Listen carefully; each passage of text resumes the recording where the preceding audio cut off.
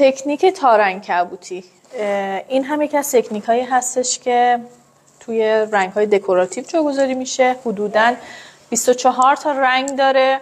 دقت کنید ما زیر کارمون چه رنگی کردیم بچه‌ها؟ مشکی کردیم. یه دلیلی که یه سری از تکنیک ها زیر کار مشکی میشه به خاطر اینکه اون رنگ به صورت ته رنگه.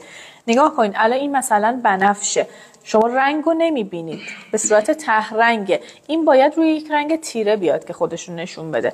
ولی یه سری رنگ هایی که رنگ مشخصه، مثلا این رنگ، شما میتونید رو زمینه روشنم استفاده کنید. پس عنکبوتی جزء متریالیایی که هم به صورت ته رنگ توی بازار موجود هست، هم به صورت اینکه رنگ مشخص باشه، هم رو سطح مشکی میتونی اجرا کنی، هم به اون صورت. بیشترین اجرایی که داره بچه‌ها تکنیک تارعنکبوتی این نیست که شما هر جایی بتونید اونو پیاده کنید. خیلی مهمه که کجا قراره اجرا بشه. حالا ما اینجا دو تا از رنگاشو میخوایم شروع کنیم کار کردن. هیچ چیزی نباید به این اضافه بشه. وقتی که میگیم 24 تا رنگ داره یا هر متریالی میگیم n تعداد رنگ داره، یعنی به هیچ عنوان یونیورسال ماده رنگ بهش اضافه نمیشه. این حتی بهش آبم اضافه نمیکنیم. اجرای راحتی داره، ابزار ساده‌ای داره، شما با هر چیزی میتونید استفاده کنید. بیشتر مواقع از ابر استفاده میشه. حالا من این دوتا رنگو، این رنگ آبی و رنگ سیلورشو میخوام شروع کنم کار کردن. دوتا رنگ ساده. اول از همه میبینید حالت کیستانیشو، اصلا به خاطر همین اسمو گذاشتم. توی ایرانم فکر میکنم که حالا ما که اصلا کلا عنکبوتی از ساندورا داریم تهیه میکنیم، فکر نمیکنم دیگه برند دیگه ای داشته باشه تا اینجایی که من میدونم.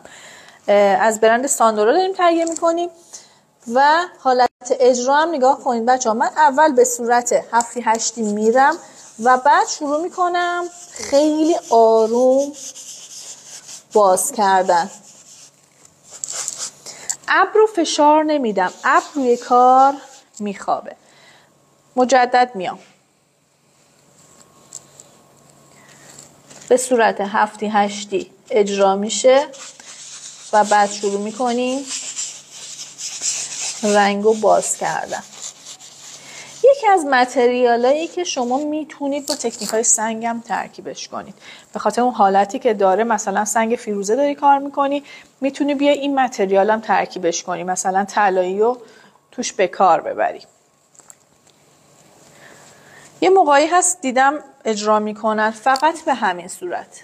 خب این اصلا زیبایی به نظر من نداره. اگه بتونی که یه افکتی، یه طرحی به سطح کارت بدی، خیلی حالت بهتری میده. حالا من یه تیکه رو اجرا کردم، میام پرداختش میدم. میتونی این کارو بکنی، میتونی نکنی. اگر بخوای حالت سنگ بشه، یعنی مثلا بخوای رو سنگ کار کنی، ترکیبش کنی، این کارو حتما انجام بده. میام پرداختش میدم به صورت ضربدری. یکی به یک جهت، اینم به جهت مخالفش میام کار میکنم. میبینید قسمت حفره‌ای که ایجاد شده، به این قسمت ها میگیم حفره.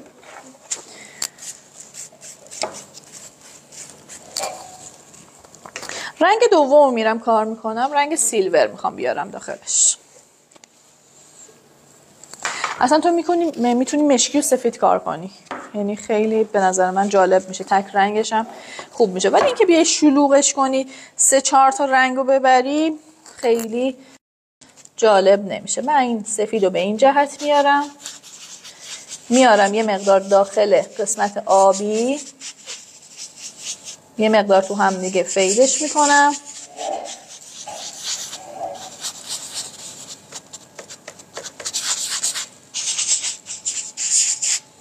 و مجدد پرداختش میدم.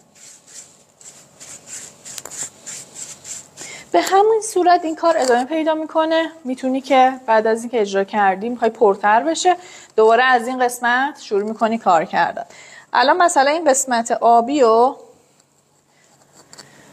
من اصلا شاید بخوام خط بندازم، به سمت پایین میارم. شاید بخوام حالت حفرش کنم. نگاه کنید با خود ابر دارم حرکت میکنم. این قسمت هایی که شما میتونید کاملا توی سنگ این کار پیاده کنی. اصلا بخوام اینو حرکت بدم، میام با خود قلم بعد از اینکه پرداخت دادم، شاید یه قسمت هایشو بخوام جمعش کنم کاملا تا قبل از اینکه خشک بشه. این کار شدنیه. پس میخوام یه خورده خلاقیت به خرج بدید توی این تکنیک، نمیخوام ساده اجرا کنید.